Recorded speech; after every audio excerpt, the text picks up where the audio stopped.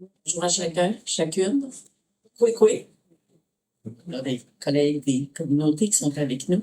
Donc, bonjour les invités de marque, chers collègues du monde municipal, les partenaires. Bonjour à tous. Merci beaucoup de l'invitation qui nous est donnée au monde municipal aujourd'hui, de vous parler un peu de notre réalité et de vous parler de notre vision dans le travail de bienveillance pour nos tout-petits. Alors, c'est bien humblement que je vais vous partager quelques éléments, davantage de vécu terrain. C'est vraiment ce qu'on va demander. Alors, je pense que je vous apprends rien en vous disant que le monde municipal a été très bousculé au cours, je dirais, au moins de la dernière décennie. Et c'est pas une excuse que j'apporte à l'inaction, c'est juste que je pense qu'il faut qu'on se parle en termes de réalité. Le monde municipal a ses responsabilités habituelles, souvent dévolues dans des lois. Le financement qui va avec, etc. Alors, et ça concerne toutes les populations, mais encore faut-il leur rappeler que nous avons de grands défis, de grandes responsabilités sur la gestion des eaux, la gestion des cours d'eau, la gestion des ordures, les rues, les trottoirs, l'asphalte. Alors, quand on dit ça, des fois, on se fait reprocher qu'on prend plus de temps pour l'asphalte que pour d'autres choses, mais on a des réalités et c'est celle-là. On se bat pour des grands projets. Robert a parlé qu'on, la Côte-Nord se bat pour un pont. Alors, il y a des rues, puis il y a des ponts qui sont nécessaires. Mais on est aussi dans les responsabilités maintenant de gestion de l'habitation, les permis de construction, les maisons intergénérationnelles. Alors, on en a pas plein le dos, mais on en a plein la table. C'est ajouté, même au cours des dernières années, des responsabilités, je dirais, comme un peu plus larges. Assurer la qualité de vie des citoyens, assurer des conditions de vie favorables, les aménagements, loisirs, sport, culture et tout le volet de la santé globale, santé physique, santé mentale de toute la population. Certains parlent de l'indice du bonheur dans le monde municipal.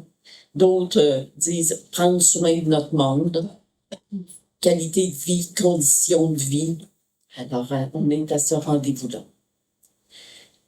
La municipalité locale d'aujourd'hui et celle qui sera là demain, j'ose espérer, est devenue et est reconnue comme un gouvernement de proximité.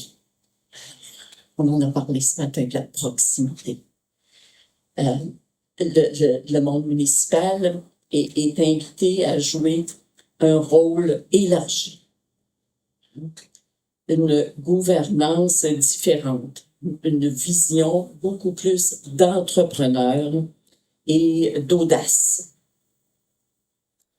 À mon humble avis, l'engagement qui s'amène en politique municipale, l'engagement et les actions concrètes des élus doivent prendre voie, prendre pied sur ce nouveau cadre municipal.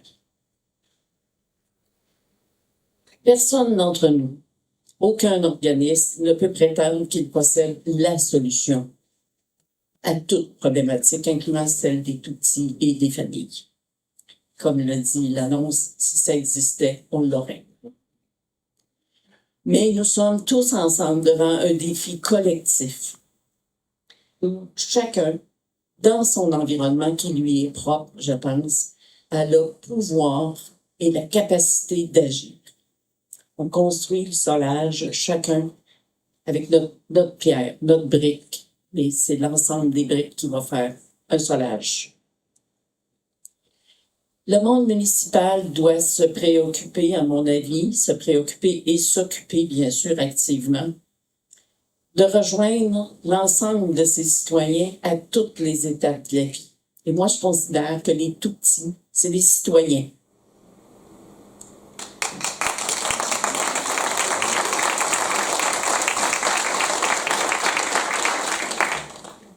Je vais faire une parenthèse qui n'est pas dans mon texte, mais On a vu dernièrement, la semaine passée, pour ceux qui visitent les réseaux sociaux, un maire qui dit à un adolescent de 16 ans qui vient d'interpeller en assemblée municipale qu'il n'y a pas d'affaire là. C'est ses parents qui devraient parler en son nom. Et évidemment qu'on n'est pas là. Il y a eu un rappel de la mairesse de Montréal ce matin, d'ailleurs, monsieur le maire. Alors, c'est des citoyens. Et dans l'ensemble de notre population, ben, nos citoyens, c'est du tout petit, du petit cul, jusqu'à 100 ans, puis il y en a certains qui le dépassent. Bon, alors, bon, on a quand même une bonne population. Et la municipalité doit se préoccuper et s'occuper de l'ensemble des services à tous les âges.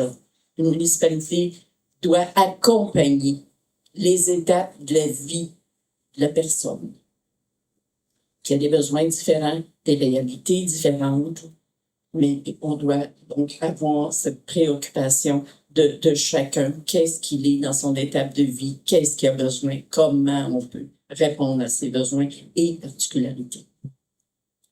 Donc, que peut faire une municipalité pour ces tout-petits? Beaucoup de choses, c'est sûr.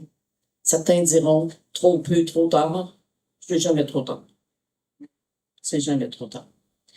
Tous les élus veulent que leur communauté, leur municipalité soit la plus attractive possible. La Côte-Nord, à l'heure actuelle, on l'a mentionné, je ne sais plus dans quel atelier, démographie, la seule région dont la démographie est toujours à la baisse dans le bilan de l'année dernière. Alors, comment on peut être plus attractif? Comment une municipalité peut être plus accueillante et offrir des services pour que des familles restent et souhaitent s'y installer, que nos jeunes qui quittent pour les études, puis c'est sain en soi, mais ont le goût de revenir, changer des choses dans leur communauté, que l'exode de nos aînés aussi prenne fin. Alors, tous les élus, dans leur engagement, sont à ce rendez-vous-là. À mon avis, le monde municipal doit s'assurer de réaliser, on en a parlé là, des stratégies incontournables de développement social, développement des collectivités, et les mots, on dit à peu près toujours les mêmes mots, mais la participation, le pouvoir d'agir des individus et des groupes, c'est des éléments précieux. Concertation, partenariat, réduction des inégalités, on en a parlé, et l'harmonisation des différentes politiques publiques. Pour ma part, je crois beaucoup dans les démarches que sont, par exemple, municipalité amie des enfants, municipalité amie des aînés, politique familiale, politique de développement social. Et je disais dans un atelier, ce n'est pas la reconnaissance que procure, puis le beau cadre qu'on met à la porte de l'hôtel de ville. À mon humble avis, c'est pas ça l'essence même. C'est la démarche structurante qui exige, dans le fond, qui incite à la participation de tous. Tous ceux qui sont concernés, c'est un espace à prendre, une voix à prendre dans une communauté, dans une localité.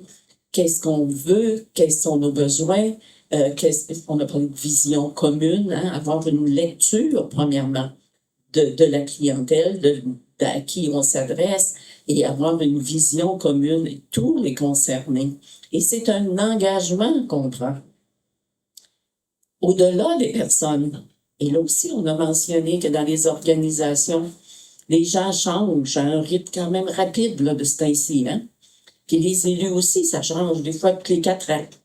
Bon, alors il faut reprendre, alors, l'engagement qu'on prend dans une municipalité, par exemple, municipalité amie des enfants, dans cette reconnaissance-là, c'est au-delà des individus. C'est un engagement de l'organisation qui va tenir la route, même si le maire change.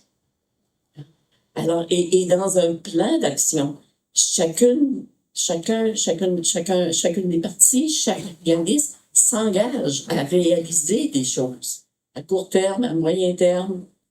Et ce plan d'action-là, c'est pas pour le mettre sur la tablette. C'est pour à chaque année, évidemment, avec le même comité, le revisiter. Et ça va plus, donc ça s'adapte. On va aller plus loin, etc. Alors, moi, ces démarches structurantes-là me parlent beaucoup. Et je rêve d'une Côte-Nord amie des enfants et d'une Côte-Nord amie des aînés comme engagement de toute notre région. Donc, je suis sortie tout mon texte. Ça va. Je vous cite d'exemple, la LRC de la Haute-Côte-Nord a adopté sa politique de développement social en 2018 déjà. Elle est en train d'être revisitée d'ailleurs. Et Gédéon a parlé de la FQM, donc la Fédération québécoise des municipalités, qui représente plus de 1000 municipalités. Donc, tous les collègues sont ici aujourd'hui. Lors de son dernier congrès annuel, puis je vais participer à l'atelier et au comité, à l'effet d'avoir une résolution de l'ensemble de la FQM pour demander au gouvernement une politique nationale de développement social qui permette que ce soit pas un combat sur chacun des territoires, mais qui est donc un document de base, un document structurant d'une démarche et qui permette d'harmoniser les différentes actions et les différentes politiques. Les municipalités, très concrètement, sont impliquées quand on parle de conditions de vie, quand on parle de bienveillance à l'égard des enfants. Donc, autant dans le secteur des loisirs et sports, on doit s'assurer premièrement de la disponibilité d'aménagement, d'installation pour les tout-petits, pour les adolescents. C'est indispensable. Et ça prend toutes sortes de formes. Patinage, bain libre, skatepark, des parcs, premièrement, beaucoup d'espace, des jeux d'eau, des hockey, nommez-les, vous devez en avoir dans à peu près toutes vos localités. Des infrastructures aussi. Maison de la famille, maison des jeunes, académie de danse, école de musique, hockey, terrain de tennis, des espaces, qui doivent être supportés par les municipalités. Et nous devons, dans ces espaces, nous garantir l'existence, la sécurité, mais l'accès à des prix raisonnables pour nos familles qui ont des défis budgétaires. Et quand je dis raisonnable, ça va jusqu'à la gratuité, le raisonnable, non? Pourquoi pas? Donc, créer des espaces où des personnes vont accueillir, vont accompagner, vont faire en sorte que les tout petits ou les un peu plus grands vont rencontrer d'autres jeunes, des adultes qui sont aussi dédiés à ce qu'ils sont. Développer les habiletés, faire en sorte que les jeunes aient des réussites. C'est important. On se souvient tous, puis si on s'en souvient pas, c'est de valeur, mais il faut se souvenir de nos plus jeunes années où il y a eu des enseignants, où il y a eu une gardienne, où il y a eu des gens qui ont déterminé notre vie. Ce matin, l'accueil au déjeuner, là, il y en était question. Moi, ça me parle beaucoup. Nous sommes aujourd'hui ces adultes qui peuvent être ces personnages pour nos enfants, les tout petits et les familles. Alors, être attentif à leur vécu, quel qu'il soit. Être ouvert, accueillant, donner donc un espace. Alors, ça, c'est de créer des milieux bienveillants. Nous sommes aussi dans le monde municipal interpellés beaucoup actuellement par le défi de l'habitation. Encore faut-il avoir un toit sur la tête, un toit adéquat, des logements adéquats. Et on a des gros défis de ce côté-là. Pas parce qu'on veut pas. On a des défis financiers, mais il faut y arriver. Oui.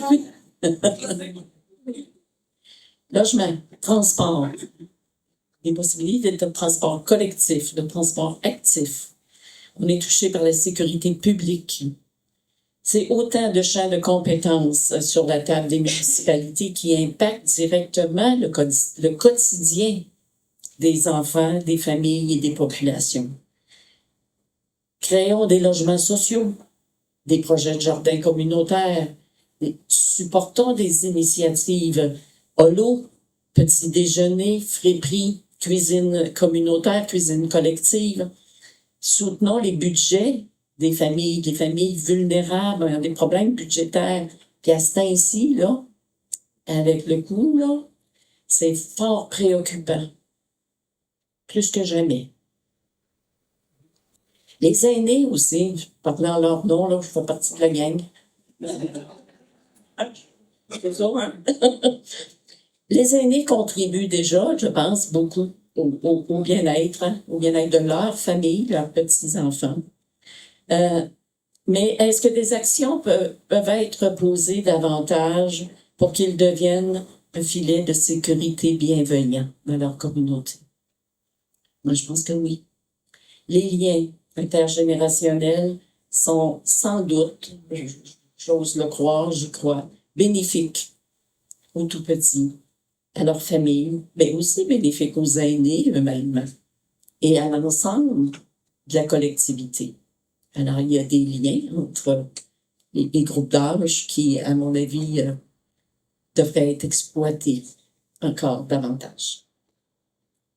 Donc, le monde municipal est là pour parfois initier leadership, parfois pour supporter, accompagner les actions qui s'inscrivent dans le prendre soin de notre monde, incluant nos tout-petits et des milieux de bienveillance et l'accompagnement de familles plus vulnérables sur lesquelles il faut réduire les inégalités et améliorer les conditions de vie.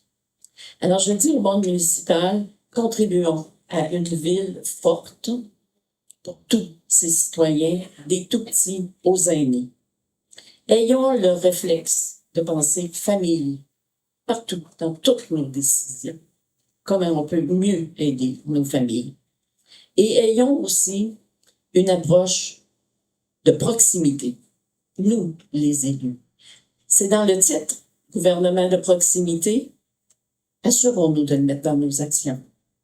Sortons de nos hôtels de ville. Allons rencontrer. On va peut-être en apprendre encore davantage. Merci beaucoup de votre attention.